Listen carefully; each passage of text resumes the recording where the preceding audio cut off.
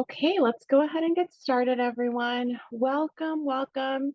Today's presentation is Substance Misuse in Older Adults, Considerations in Assessing and Addressing the Invisible Epidemic.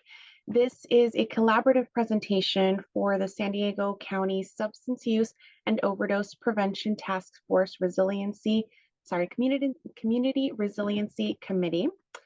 And our presenters today are Dr. Benjamin Hahn, who is the Associate Chief of Research and Associate Professor at UCSD School of Medicine, as well as a staff physician and geriatrician with the VA San Diego Healthcare System. And myself, I am Penny Jacobo. I'm the co-chair of the Community Resilience Subcommittee of the SUOPT, and I'm also the Training and Program Development Supervisor with Adult Protective Services with the County of San Diego.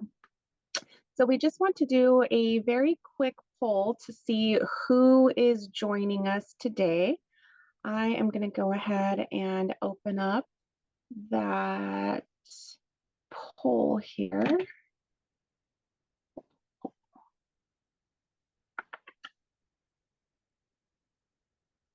One second.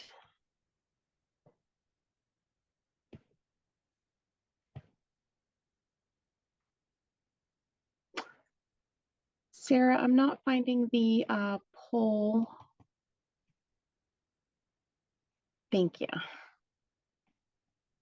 So if you could just let us know where you are coming from. Are you a substance use treatment provider, mental health service provider, child and family well-being, adult protective services, medical service providers, or someone else?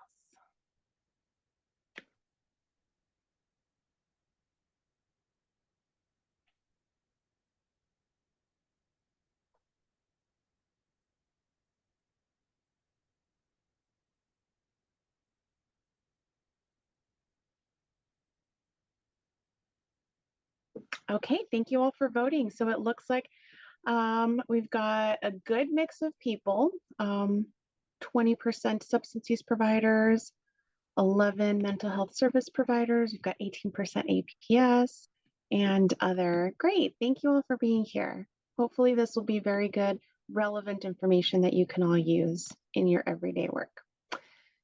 So this is what we will be going over today. We're going to discuss the older adult population and demographics.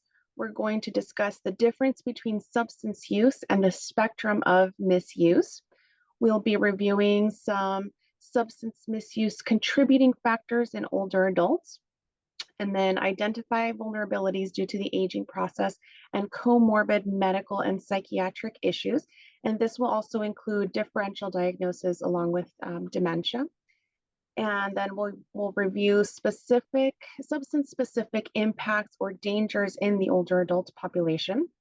We'll be highlighting some challenges in identification, diagnosis, and treatment, including, of course, that comorbid dementia piece. Then we'll be describing some intervention strategies, including the continuum of care, age-friendly care, trauma and resilience-informed care, and some key reflections. And then to wrap everything up, we will be providing you with some resource information. I just wanted to mention as well, if you do have any questions, please go ahead and enter those into the Q&A box, and we will be getting to all of your questions, or as many as we can, at the end of the presentation. Okay, so let's jump right in. So this is a little bit about just the demographics of older adults today. Our older adult population, as we all hopefully know, in the US has grown very rapidly. So from 2010 to 2020, the population of those who are 65 and older had its largest and fastest growth since 1880 to 1890. So that means in terms of the number of people, the share of the population, and the rate of growth. So in 1900, there were 3.1 million people age 65 and older. In 2020, it was 55.8 million people, and that accounts for 16.8% of the total population. And then our aging baby boomers first turned 65 in 2011. There were a total of around 76 million born between 1946 and 1964. So if you can, I don't know if you've seen this before, but that graph to the right, a century of change, just kind of highlights that incredible growth spurt.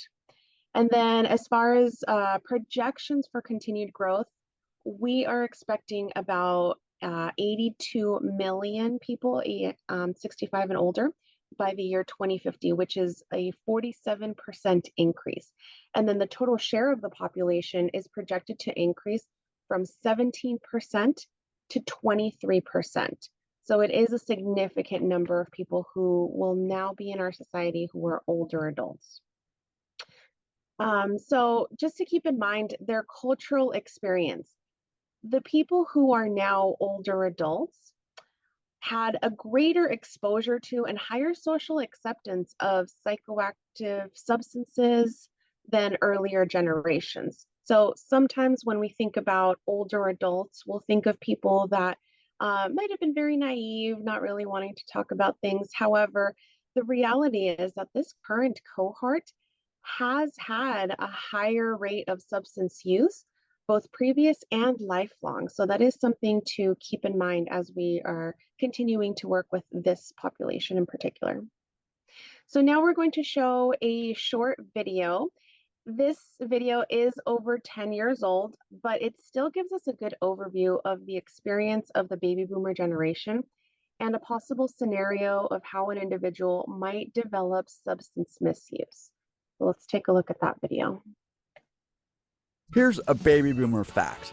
Boomers, in their younger years, smoked more marijuana and did more illicit drugs than any other generation. For most, youthful indulgence was just that. But as they hit middle age and retirement, many of them are continuing to abuse drugs, getting arrested for drug offenses, and dying from drug overdoses at increasingly higher rates. Why is this happening? Experts are noticing some life experiences that many of these boomers who are developing drug problems have in common. Let's use a fictional character, whom we'll call Michael, to illustrate. So let's say that Michael was born in 1961. That makes him a late member of the baby boom generation, the 76 million Americans who entered the world over a nearly two-decade period after World War II. Michael observes during his formative years many of his older peers who identify themselves as proud participants in a countercultural movement. Its sensibility, anti-war, anti-establishment, and pro-experimentation with drugs. By 1979, he's a high school senior. He's among the 50% of his class who, according to a national survey, have used illegal drugs in the past year. It's the highest level of any graduating class before or since. 10 years later, Michael's wild child days have long since passed. He's working a 9-to-5 and is the father of a new member of the so-called millennial generation. The years go by, and Michael, almost a decade away from receiving Social Security benefits, is having bad back problems. His doctors prescribed him Vicodin. He drinks as much as ever, and the kid's no longer around. He returns occasionally to his old pot-smoking ways. This profile makes him, based on case studies by experts, a textbook example of a boomer at risk. At risk of what? The rate of accidental drug overdose for boomers is higher than for 18 to 45-year-olds. In fact, more people this generation are dying from accidental overdose than from car accidents. Many boomers are also getting treatment for addiction. Are painkillers the biggest culprit? While prescription opioids sometimes act as a gateway drug, 36% of admissions to drug treatment centers by boomers are for heroin, followed by 22% for crack cocaine, 12% for opioid painkillers, and 10% for methamphetamine. Over the past decade, usage of illicit drugs by older people has risen steadily, so that by 2013, nearly 10% of 50 to 64-year-olds are using illegal drugs. The highest rate of illicit drug use is found among 18 to 25-year-olds. Shocker. But the rate of drug use by young people over the past decade has effectively remained unchanged. Why are older people using more illicit drugs? Experts say theirs is a generation with a predilection for drug use based on the experiences of their formative years. Which brings us back to our friend Michael. As he rediscovers mind-altering substances, he's finding out that his body is less able to handle them than it used to be. And if he keeps it up, 5 years from now, he may find himself among the 5.7 million people over age 50 who government researchers expect to need substance abuse treatment. That's the short answer.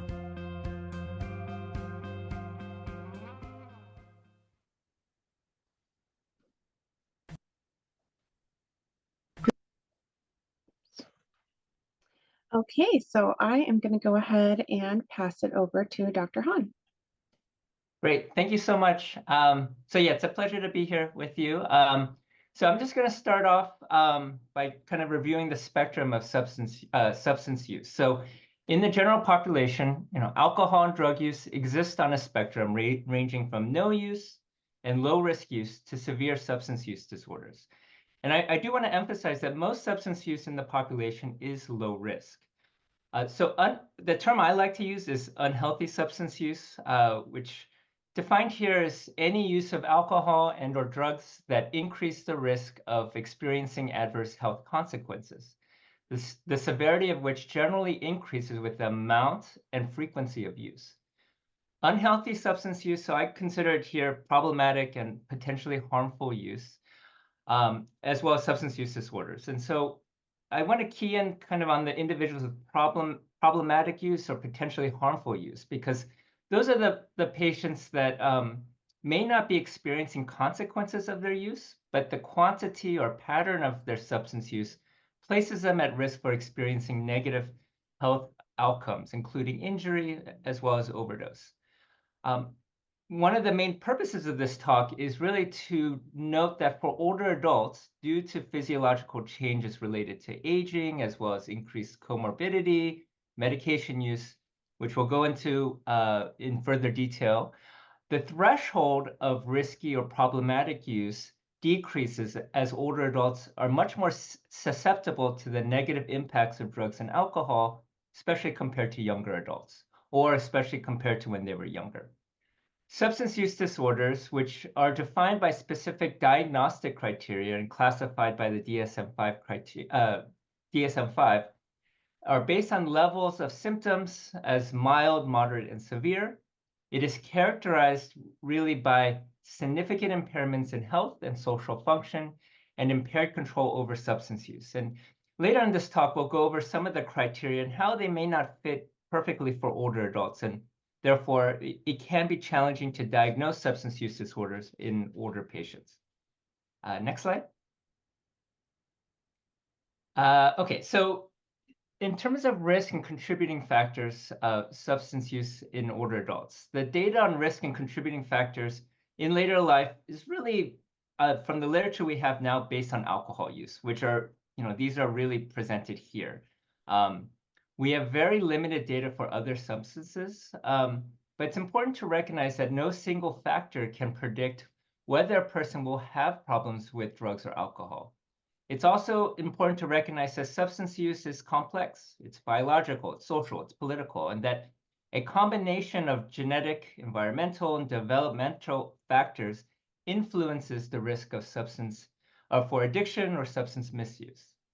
It's also important to keep in mind that substance use might be a lifelong problem for some of our patients, or it can be it could be of a new onset, which can be precipitated by things like mental illness, trauma, psychosocial stressors, especially for older adults, increasing isolation, grief, loss, chronic pain, and/or exposure to prescription psychoactive medications. We also want to keep in mind that for a factor like trauma, it doesn't necessarily mean that the trauma just occurred. It could be something that happened in the past that's just now presenting in the setting of greater stress or challenges due to decreased resources or coping, exacerbation of prior symptoms, or new stressors. Next slide, please.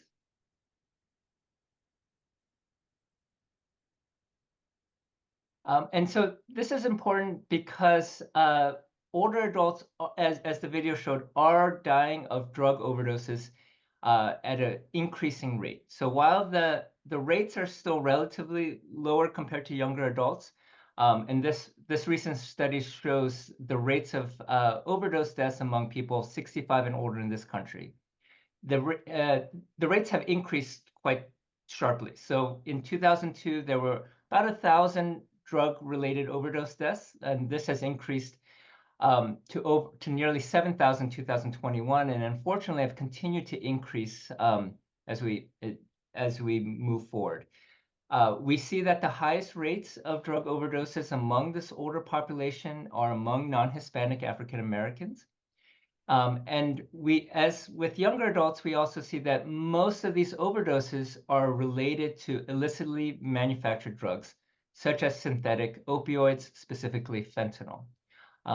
Also, another thing to note is that, as the video alluded to, people currently age 55 to 64, so kind of late middle age, are really seeing skyrocketing rates of drug overdoses. And so this is going to be relevant for as this population continues to age.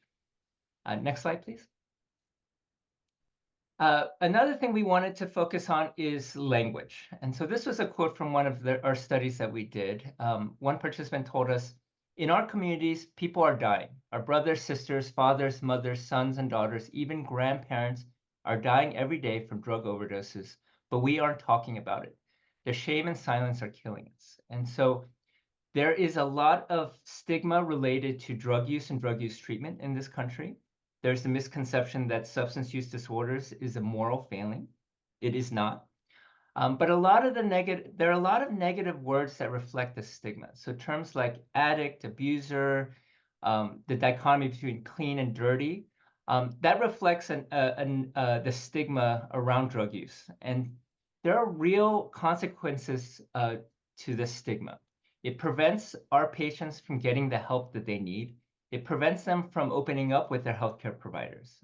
So we did some qualitative interviews here in San Diego County among older adults with opiate use disorder, and it was just every single person we interviewed reflected about that they anticipated stigma, discrimination when they entered certain healthcare settings, especially in the emergency department, especially in primary care, that they didn't want to talk about their drug use.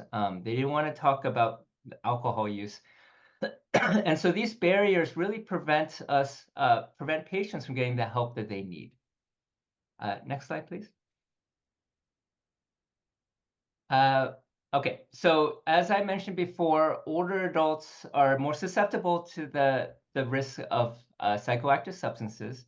So even with low amounts of substance use, there is potential harm due to biological and physiological changes related to aging. So aging affects drug and alcohol metabolism and distribution in the body. As we get older, the liver and kidneys' ability to metabolize alcohol, as well as other substances, including prescription medications, changes. Cognitive function also changes and evolves, including changes in neurotransmitters. There's also changes in brain structure and function, including increased permeability of the blood-brain barrier, which all can increase the sensitivity to psychoactive effects for older patients. Also, body composition also changes, including changes in lean body mass, as well as total body water, which decreases, while total body fat increases. And so, for instance, because alcohol is water soluble, older adults who drink a given amount of alcohol have a higher blood alcohol level compared to younger adults who drink the same amount. And this is true for the same person. The amount of alcohol can change over time, the effects of it on the body. And so drugs that are fat soluble, such as benzodiazepines, have a longer duration of action in older adults because total body fat increases. So as a geriatrician, one thing I worry about are substances with very long half-lives that can be stored in the fat because they can be excessively sedating. Next slide, please.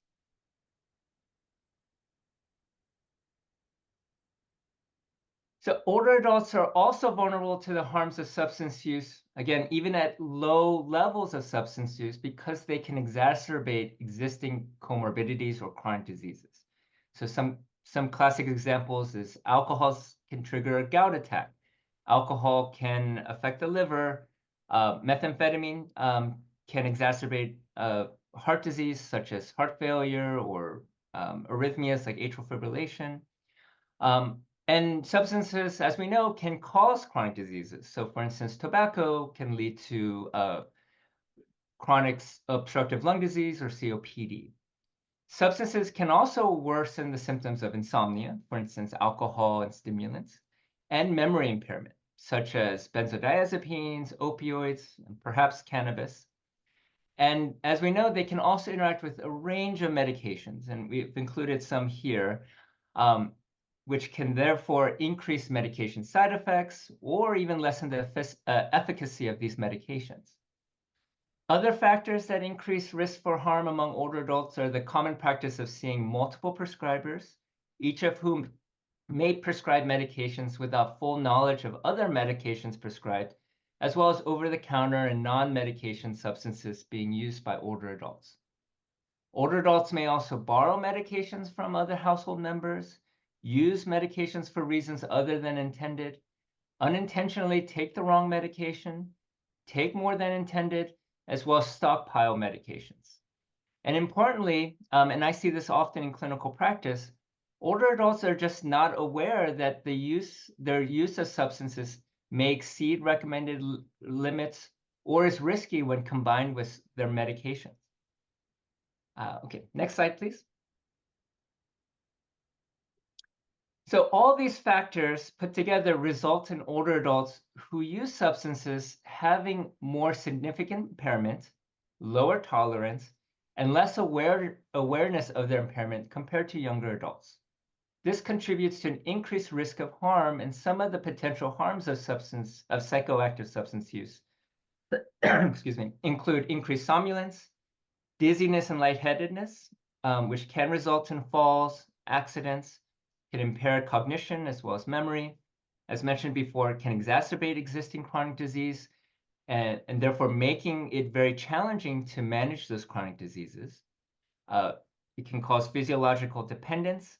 And with any psychoactive substance, there is a risk of problematic use and substance use disorders. Next slide, please. So we did want to go through some specific risks of a couple of substances. Each psychoactive substance has a range of specific risks, but we did want to focus on two of the more common use substances by older adults.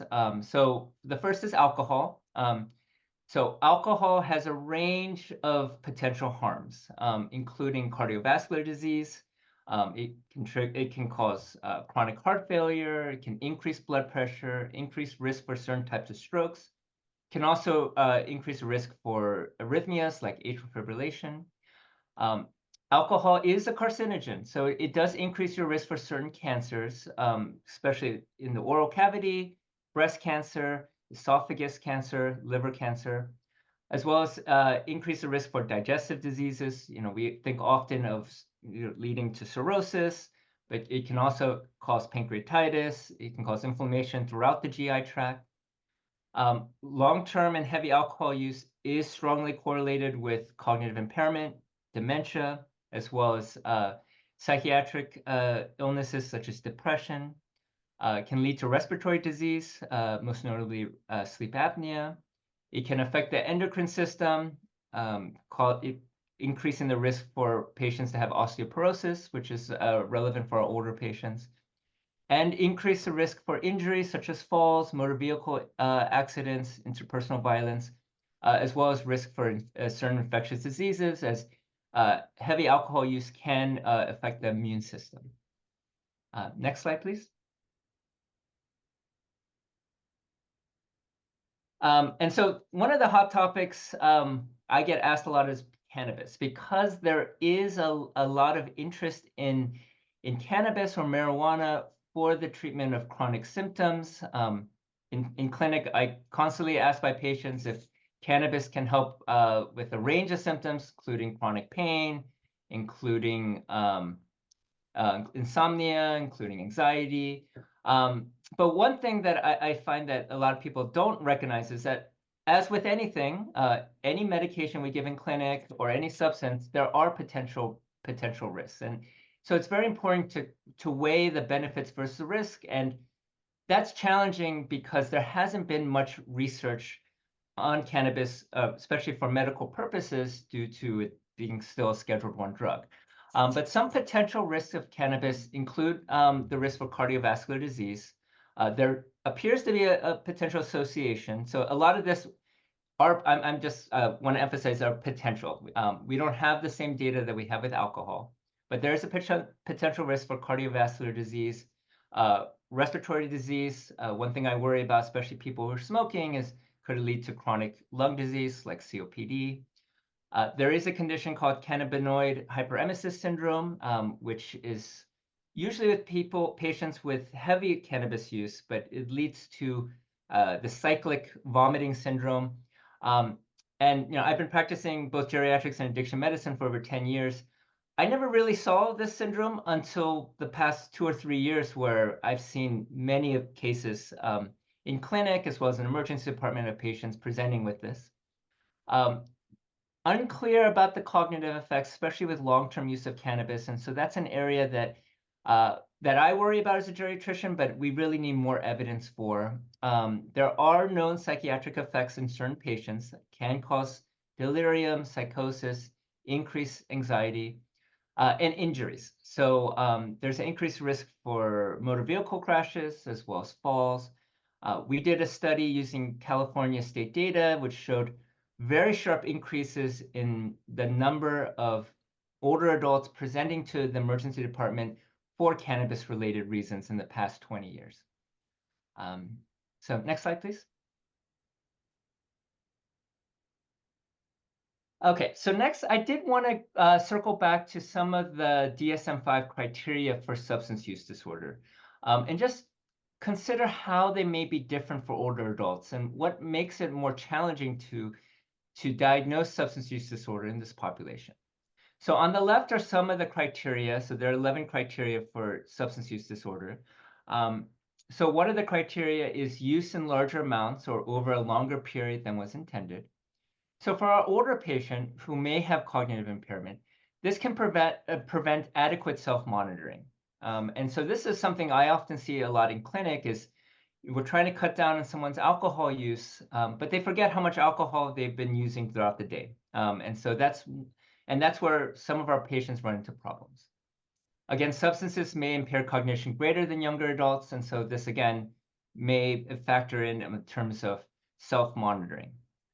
Another criteria is recurrent substance use resulting in a failure to fulfill major role obligations, such as work, school, home. And so role obligations may not exist for older adults in the same way as younger adults. So for instance, if a patient's retired, if they're no longer in school, if they don't have children at the home anymore. So that's something also to consider. Another criteria is tolerance is developed.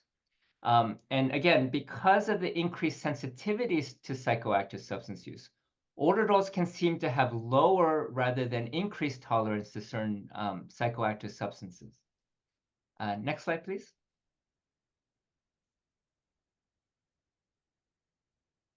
Another criteria is the continued use despite having persistent or recurrent social or interpersonal problems caused or exacerbated by the effects of substances. So older adults often may not realize that the problems they're experiencing are from substance use.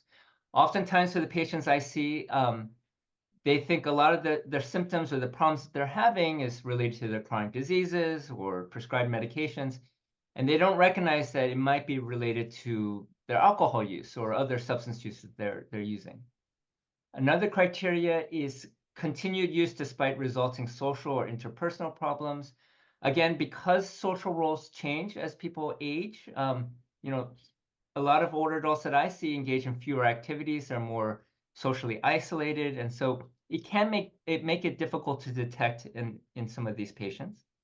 And finally, withdrawal. So withdrawal can be tricky for older adults because they can manifest in ways that are not classic. They can be more subtle, they can be more protracted. And so, yeah, so these are just, some examples of, if we want to apply the DSM-5 criteria for older adults, certain things that we need to consider because older adults are unique. And these criteria, unfortunately, were not designed specifically for our older patients or patients with multiple chronic diseases. Next slide, please. Okay, so finally, for the last part that I'm going to talk about, we did want to talk a bit about age-friendly healthcare. So to address the aging demographics in our society and the significant challenge for clinicians and healthcare systems to care for a growing population of older adults, living with a range of chronic diseases. Geriatric providers, such as myself, we focus on 5 key areas known as the geriatric 5Ms. That provides a holistic approach to care for older adults and really informs how we can deliver, our healthcare systems can deliver age-friendly care. And so the geriatric 5M framework includes 5 areas. It includes mind or mentation, includes mobility, includes medications, it includes multi-complexity, and finally, what matters most. It provides really a comprehensive framework for the care of older adults, and it emphasizes more patient-centered strategies and interdisciplinary coordination with a team-based approach rather than focus on specific individual diseases, such as how many times our healthcare system is set up for. So this framework has been shown to improve outcomes for older adults as well as provide cost-effective services for healthcare systems. And so there's been an enormous push in our country to make our healthcare systems age-friendly. However, one area that's continued to be neglected is substance use disorder treatment or addiction treatment. So for those of us working at the intersection of both geriatrics and addiction, my hope is that we will be able to make addiction treatment age-friendly by implementing some of the geriatric 5Ms framework for older adults who use drugs or have substance use disorders. However, there are unique challenges specific to older adults with substance use disorder that really need to be considered. And I'd like to go through them in the next few slides. Next slide, please. So the first M is medications. And so the definition of this is to use age-friendly medications whenever possible. For older patients, they often take a lot of medications that have a lot of side effects that could potentially interact with each other. There are certain medications we like to avoid, prescription medications we try to avoid in older adults just because of their risk for adverse effects. In terms of our existing system, for people with substance use disorder or use drugs, our system is in many ways nationally siloed to be disease-specific and guideline-directed. But doing this can increase the risk for adverse drug events if we don't consider take a holistic approach to patients. And so thinking about an age-friendly system, especially for those with substance use disorder, we need better coordinated care models that can improve their decrease of inappropriate medications to decrease medication side effects, and engage in patient-centered deprescribing. So if we know that patients are using alcohol, then we can, taking a look at their medications, we can assign kind of what the risk is for alcohol with these certain medications, provide education to the patient, work on minimizing the potential risks of side effects between alcohol and certain medications. The next M is mind. And so this is the definition of this in the 5Ms is to prevent, identify, treat, and manage dementia, mood disorders, and delirium across healthcare settings. As we mentioned before, cognitive impairment can hinder the detection of and complicate substance use disorder treatment. And so I'm a big advocate. I think we really need to be able to incorporate cognitive screening into substance use disorder treatment settings and being able to address both co-occurring mental health conditions with people who have cognitive impairment. I recognize this is a huge challenge for healthcare systems because we're not set up to do this, but I think integrated care can help address this. The next M is mobility, identify and optimize function. And so older adults are at very high risk for falls. So a third of adults age 65 and older will have a fall in a calendar year. And so existing system examples of this issue is impaired function or transportation challenges may make it difficult for people with substance use disorder to come in person all the time. And so we need to think about ways to deliver substance use disorder treatment into other settings where our older patients are cared for. And so one of the reasons I went into geriatrics is being able to take care of patients across the spectrum of care. So taking care of patients at home, in the hospital, in the nursing home, in community-based clinics or assisted living. Unfortunately, many geriatricians are not familiar with substance use disorder treatment and don't offer it to their patients and force them to go into different systems of care to receive evidence-based treatment. And so we can think about ways to better integrate this care across the clinical spectrum. I think this will help our older patient with substance use disorder. Next slide, please. So what matters most? And so this is just identifying what matters most to each adult patient. And so often I'll start my clinic visits with a new patient by asking them what matters most in terms of their healthcare. What are their health goals as they get older, as they have more chronic diseases, as they have more competing risks. And so unfortunately in our countries, substance use disorder treatment is often policy focused rather than being person focused. And so, we need to consider how systems can, for people with substance use disorder, ask them what their health goals are, and recognize that any positive change is an achievement. And so, while abstinence-only models do work for many people, they don't work for everyone. And so, especially for some of the patients I see at the end of life, people with multiple chronic diseases, who are really, have a lot of chronic symptoms, abstinence may not be something that's realistic for them. And so thinking about other goals for them, for their health, I think is important. And then finally, multi-complexity. And so the definition in the 5Ms model is to provide whole person care that accounts for complex biopsychosocial needs of older adults with multiple chronic conditions. As I mentioned before, currently, a lot of our substance use disorder care is really isolated from the rest of healthcare and rarely tailored specifically to older adults and who may experience stigma, fragmented care. And so one of the things that we want to work on is to make sure that older adults with substance use disorder are able to access the care that they need. There have been a lot of discriminatory practices, such as in skilled nursing facilities that don't take patients with substance use disorder. We need to make sure that our healthcare systems are age-friendly to care for the patient who has substance use disorder, but as well as other chronic diseases.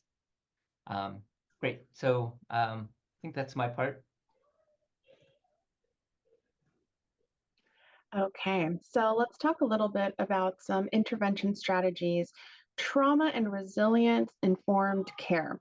So trauma and resilience informed systems, it's important to mention or to realize that trauma and its impacts really are widespread. It's important to be able to recognize the signs and symptoms of trauma, which can vary greatly amongst individuals. And then once we are able to recognize those different signs and symptoms of trauma specific to the individual, then we can use that to integrate knowledge of trauma into our policies, our practices, and settings to support those healing and actively resist re-traumatization, because that really is something that can happen in a treatment setting as well if we are not paying attention to it, if we're not careful to not re-traumatize them. So it's important to get ourselves educated about trauma. And some key principles underlying trauma and resilience informed care are listed here. So it's safety and nurturing, trust and stability, collaboration and support, empowerment and choice. I feel like that one is a really big one.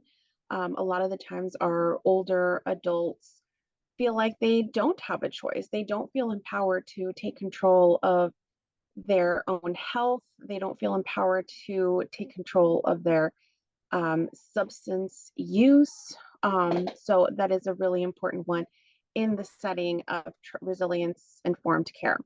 And then, of course, we have the cultural, historical, and social issues that play a huge part in it. And lastly, being strength-based. So we want to shift from that traditional medical model, which asks, what is wrong with you and how can I fix you, to a more trauma and resilience informed approach, which instead asks, what have you been through and what are your strengths? So trauma in general is not just a mental health issue, it's a whole person issue. It affects a lot of different areas of someone's life. And so it should be treated as such, not just a mental health issue, but a whole person issue. And then trauma and resilience informed care also asks, as I mentioned, what have you been through and what are your strengths? We're taking that shift away from fixing something to recognizing that everyone comes with their own story and their own strengths as well. And we can use those strengths and leverage those strengths in order to move them to a healing space where they can recognize and work on how is substance use affecting me? How is this impacting my life? So really focusing on that connection and helping them to achieve resilience. So as Dr. Han mentioned, there is a continuum of substance use and there's also a continuum of care. So here are some points, some very brief points about different therapeutic approaches.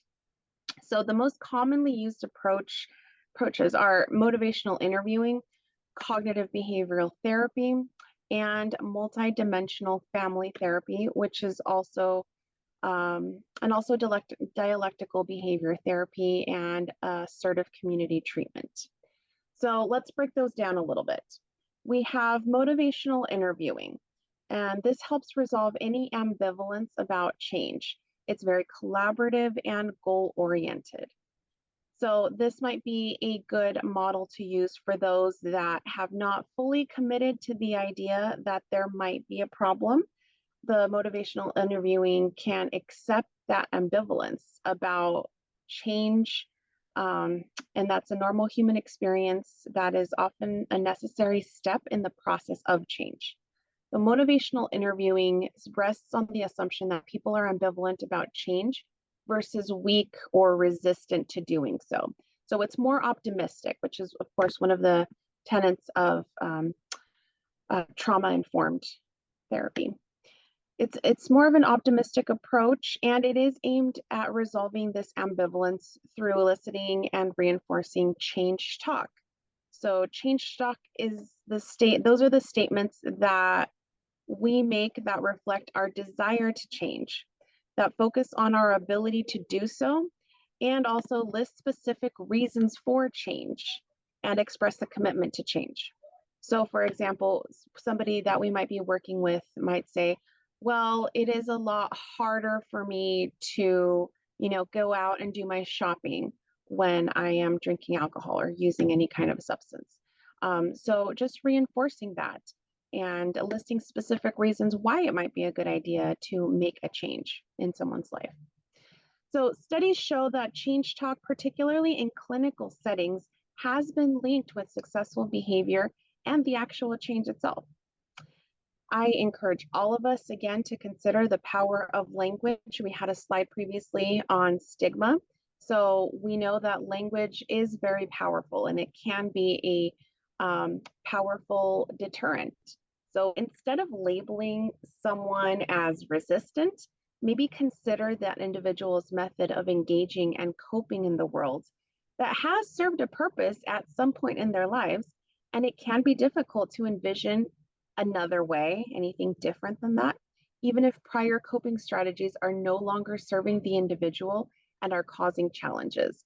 So for somebody that is having not so healthy coping mechanisms, it can be very difficult to change those because that's what feels normal. That's what feels comfortable. And change is very difficult. Next, looking at cognitive behavioral therapy. That specific treatment modality looks at the interrelated thoughts and feelings that are connected to the substance use and other kind of behaviors. So there can be a lot of shame and guilt working with patients in recovery. And there are formal approaches and tools for older adults to review their life experiences with, and a more realistic and compassionate lens that we can use with them, such as a life review. So even if you are not a therapist, your approach to a family member, a client, a community member, a neighbor, really anybody, can be therapeutic and life-changing. So you do not have to hold any kind of special degree in order to be non-judgmental and have some empathy for somebody who is going through a difficult time in their lives related to substances. So even if you can just honor the person in front of you and the vision of what they and their life can be without substances, that can make a huge, huge difference. So in the next slide, I'm just going to share some resources with you, and we are going to be ending a little bit early. So if you have any questions that have come up, feel free to add those to the chat, to the question and answer box. Some of these resources are national. Some of them are also specific to San Diego County. So we have our SUOPT. If you haven't already, please go check out that website. We have a lot of good resources on there. We have our Access and Crisis Line. Never Use Alone is a national number that someone can call if they are using substances and are by themselves. So just somebody else to have on the phone in case of an overdose or in case anything else happens and they need assistance. We've got the SAMHSA National Helpline, and then the SAMHSA Fine Treatment Resource, again, national. And then the medications for opioid overdose, withdrawal, and addiction. So go ahead and check those out. Okay, so let's go ahead and move on to our questions and answers. Before I do that though, just wanted to share our contact information. This webinar will be recorded and will be posted on the SUOPT website. So let's go ahead and go to the resource page while we answer your questions. So I see the first one here: older adults facing ageism from society and their own acceptance of getting older. Addressing substance use can feel like an attack. How to do this better, taking culture into consideration? Ben, do you want to talk a little bit about that? Sure. So yeah, I can try to address this.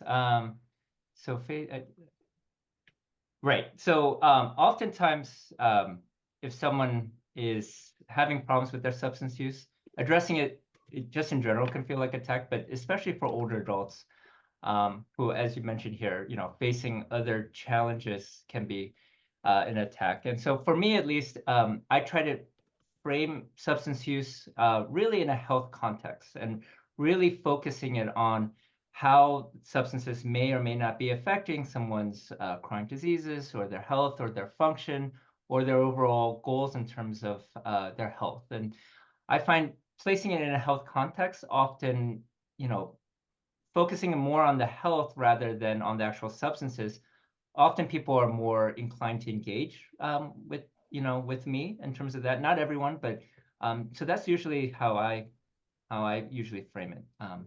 But I don't know if you have anything else to add. Yeah, I think just acknowledging their culture, where they are from, how their life experiences has led up to their substance use, I think can help make it not feel like an attack as much. Just letting them have a voice, letting them explain to you what they would like to see in their lives. I think that can also kind of deter from it feeling like an attack. Hopefully that helps. Any other questions that might have come up?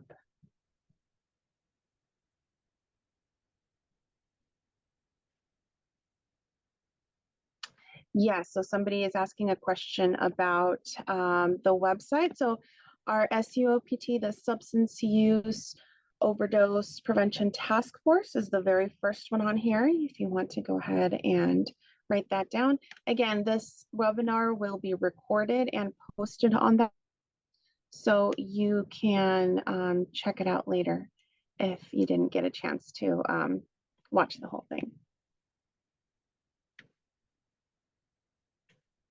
Give it another couple seconds to type any questions. I'm going to go ahead and stop sharing.